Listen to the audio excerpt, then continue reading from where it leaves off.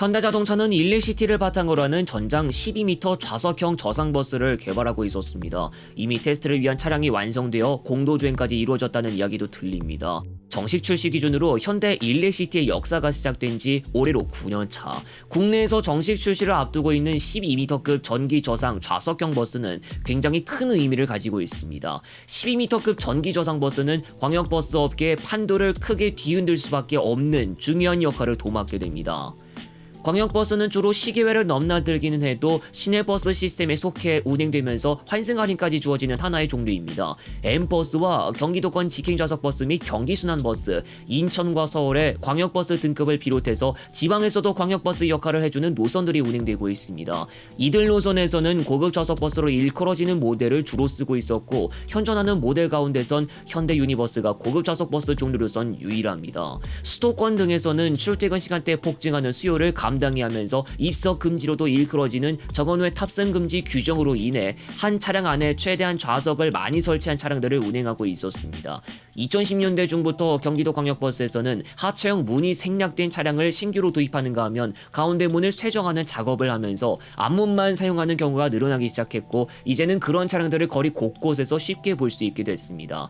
앞문만 주어지는 전장 11.7m 유니버스 럭셔리를 단종 전까지는 출고해서 사용했던 바가 있고, 지금은 전장 12m 프라임 트림이 주로 이용되고 있습니다. 엘레앙스 트림도 어느 정도 운행되고 있는데, 해당 트림은 서울의 광역버스에서 가운데 문이 달린 사양으로 운행되고 있습니다.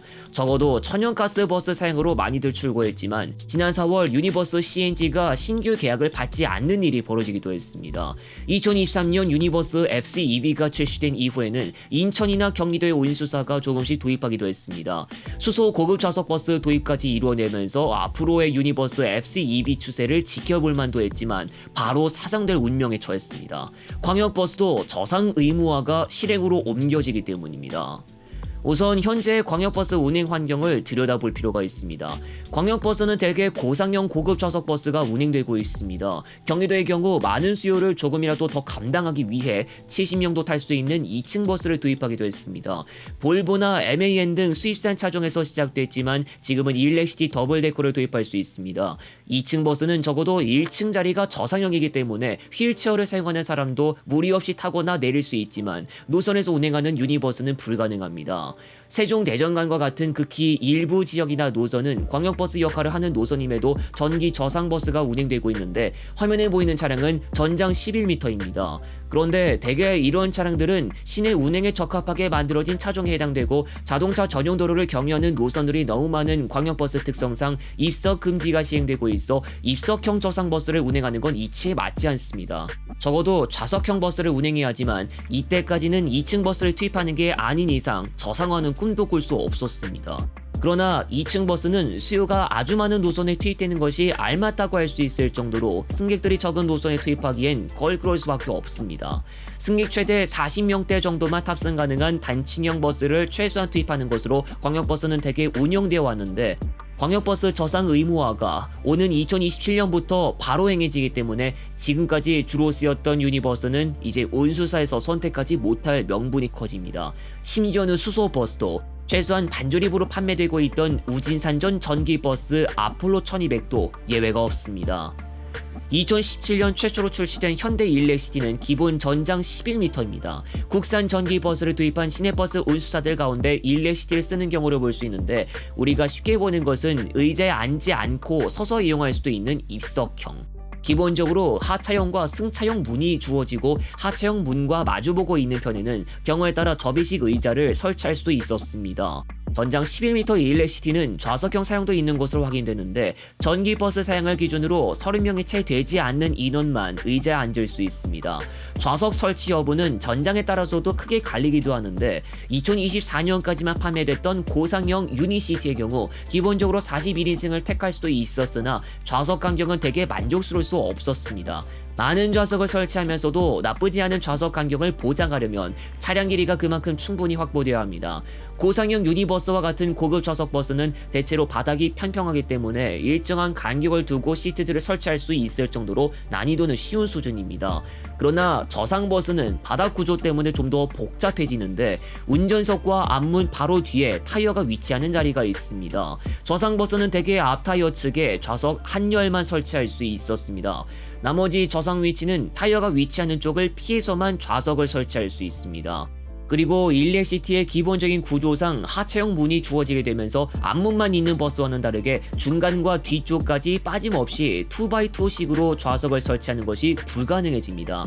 인천이나 경기도권 광역버스가 지금까지 앞문만 있는 차량들이 많이 쓰였기 때문에 승하차 과정에 지연이 발생하거나 동선 문제까지 발생하고 오히려 하체형 문을 설치하는 게 승객 순환에 있어 효과적이지만 반대로 좌석 추가 확보는 어려워지는 겁니다. 서울광역버스가 아직까지 하체형 문이 있는 차량들이 쓰이고 있지만 40석을 채우지 못하는데 경기도권 광역버스가 2010년대부터 가운데 문을 쇄정하는 작업을 벌이면서까지 좌석을 조금이라도 확보하려고 했습니다. 인천이나 경기도권 광역버스는 얼마 뒤면 일렉시티 12m 사양을 통해 다시 가운데 문이 주어지는 차량들이 조금씩 모습을 드러내겠지만 좌석 설치 문제까지 말끔히 해결될 수 있을지는 아직은 미지수로 보이고 있습니다. 휠체어를 사용하는 사람이 이용할 수 있는 공간도 확보해야 한다면 좌석 구조는 크게 달라질 수밖에 없습니다. 최소한 40석 이상을 일렉시티 12m 사양에 설치할 수 없다면 적어도 출퇴근 시간대 광역버스는 좌석난에 시달릴 수밖에 없을 겁니다. 오늘 아침도 만석을 기록한 노선들이 너무 많습니다. 전장 12m 일렉시티는 전기사양 최대 420km, 수소사양 751.2km를 주행할 수 있습니다.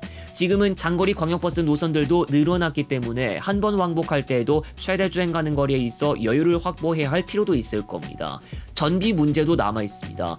여름철 에어컨을 가동하는데 대형 전기버스가 운행 도중 주행 가능 거리 효율성이 갑자기 떨어지면 곤란합니다.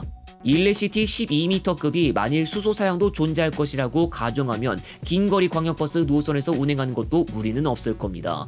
다만 시내 주행에 적합한 컨디션에서 출발한 차종이만큼 고속도로에서 전체적으로 안정된 승차감을 선보이면서 불안감 없는 빠른 속도 주행이 가능할지가 남아 있습니다. CNG 사양 유니버스에서 익히 봐왔던 좌석도 설치할까요? 광역버스는 일반 시내버스와는 꽤 다른 존재입니다. 앞으로 광역버스 업계는 최소한 차고지 인근에라도 전기나 수소차 충전 시설을 충분하게 확보해서 운영하는 게 중요해질 수밖에 없게 됐습니다. 그 밖에도 시계를 넘나들진 않아도 고급 좌석 버스를 주로 출구에서 운행했던 노선의 경우에도 크게 영향을 받게 됐습니다. 그리고 또 있습니다. KGN 커머셜이 2028년을 목표로 전장 12m급 전기버스 개발을 완료하겠다고 밝혔습니다. KGN 커머셜은 구체적으로 고상형인지 저상형인지에 대해선 밝히지 않았습니다. 고상형으로 생산할 경우 광역버스 노선에서는 쓰일 이유가 전혀 없어지며 일부 지역이나 초단거리 시외버스 노선에서 활용될 가능성이 있을 것으로 예상됩니다. KGN 커머셜은 최대한 자체 개발을 거친 전기 저상버스를 내놓고 있었는데 모두 입석형으로 모델을 생산하고 있습니다. 스마트 120E가 아직 취급되지만 유니시티와 마찬가지로 처음부터 전장이 짧은 편인데다 좌석수나 간격 문제까지 안고 있어 광역버스 업계에서는 주로 선택받지 못한 존재였습니다. 그 밖에도 BRD가 그동안 준비했던 이코치 12와 같은 다른 전기버스도 고상형인 관계로 역시 광역버스 쪽에서는 선택할 수 없어집니다.